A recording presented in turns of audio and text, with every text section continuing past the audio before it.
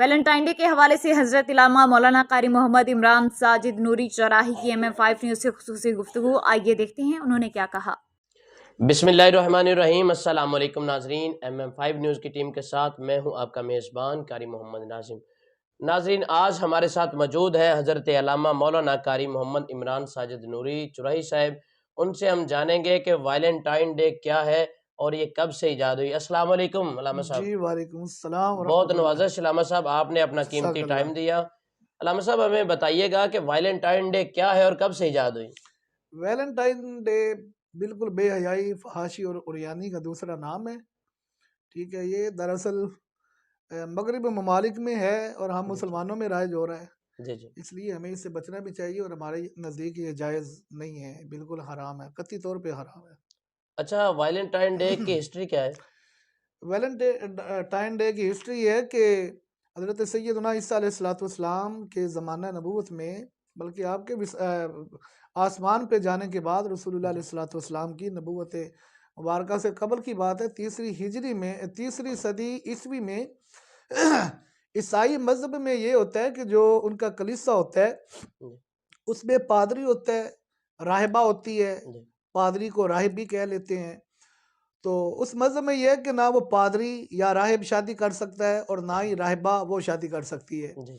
ہوا یہ کہ اس دور میں جو راہب تھا اسے اس کلیسا میں جو راہبہ تھی اس سے محبت ہو گئی، تو اب ان کے نزدیک شادی تو ہو نہیں سکتی تھی، تو وہ پریشان تھے کہ اب ہمیں ملاپ کے لیے کیا کرنا چاہیے۔ وقت گزرتا رہا، ایک دن راہب نے اس راہبہ کو بلایا اور بلا کے کہا کہ مجھے آج رات خواب میں یہ دکھائی دیا گیا ہے کہ 14 فروری کے دن اگر میں آپ سے بدفعلی کروں تو اس پہ کوئی گناہ نہیں ہے۔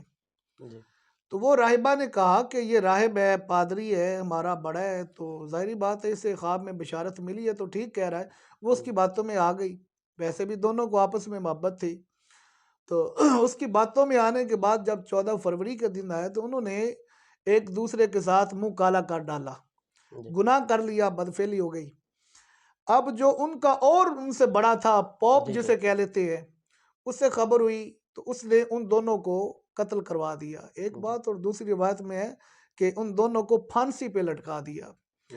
ابتداً یہ بات بڑی بری جانی جاتی تھی اور بعد میں جو نوجوان طبقہ، نئی نسل آئی، انہوں نے ویلنٹائن ڈے منانا شروع کر دیا، اور وہ جو پادری تھا، راہب تھا، اصل میں اس کا نام تھا ویلنٹائن، یہ اس کا نام تھا، اور اس کے بعد یہ لوگوں نے ایک تہوار بنا دیا اور ایک دوسرے کو محبت کے نام سے پھول دینا شروع۔ ابتداً اس چیز کو برا ہی سمجھا جاتا تھا، لیکن بعد میں جیسے تھوڑا وقت گزرا تو جو من چلے نوجوان ہوتے ہیں انہوں نے ویلنٹائن ڈے منانا شروع کر دیا اور اسے محبت کا نام دینا شروع کر دیا۔ یہ تو اب دیکھنے میں آ رہا ہے کہ ایک غیر ممالک میں یہ پہلے منایا جاتا تھا، پوری دنیا میں یہ منایا جاتا ہے۔ دیکھیں نا، پوری دنیا میں منایا جا رہا ہے، تو پوری دنیا میں اب لباس کو دیکھ لیں، لباس انگریز کا لباس اور ہمارے مسلمانوں کے لباس میں کتنا فرق ہے، سبھی پہن رہے ہیں۔ تو اصل میں ہم خود اپنے جو تہذیب ہے اس کو بھولتے جا رہے ہیں، ہمیں اپنی تہذیب کو اپنانا چاہیے۔ اس کا شرعی حکم کیا ہے؟ شریعت کے مطابق اس کا کیا حکم ہے ہمیں؟ دیکھیں، شریعت میں یہ بے حیائی اور فحاشی پہ مبنی ہے نا، تو شریعت کا حکم تو یہ ہے کہ عورت کو پردے میں رہنا چاہیے۔ تو یہ پردے والی تو بات ہی ختم ہو جاتی ہے جب ایک اجنبی لڑکا یا غیر محرم لڑکا کسی غیر محرم لڑکی کو تحفہ دے رہا ہے، پھول دے رہا ہے اور گناہ کے راستے کھول رہا ہے، تو اسلام تو ایسی باتوں کی بالکل اجازت نہیں دیتا۔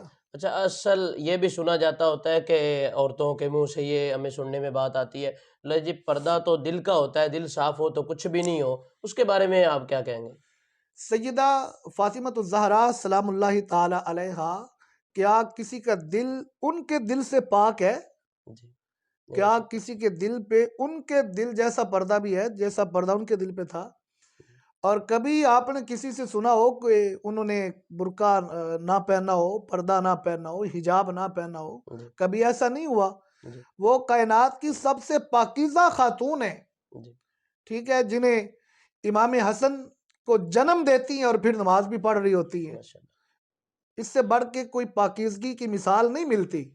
جب انہوں نے پردہ کیا ہے تو ہمارے دل تو ان سے پاک نہیں ہے نا۔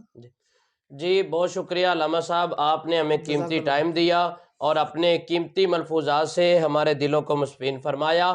علامہ صاحب کا یہ کہنا تھا کہ ویلنٹائن ڈے ایک بے غیرتی کا نام ہے، یہ ہمیں نہیں منانا چاہیے کیونکہ شرعیاً بھی یہ گناہ ہے، قانوناً بھی یہ ہونا چاہیے۔ اچھا مفتی صاحب، ایک آخری سوال ہے آپ سے، مجھے یاد آ گیا کہ ہماری جو اسلامی ممالک ہے، یہ پاکستان بنا لا الہ الا اللہ محمد رسول، ایک اسلام کے نام پہ اس کی ابتدا رکھی گئی، تو ہماری جو حکومت ہے اس کو کیا عمل اختیار کرنا چاہیے اس بارے میں؟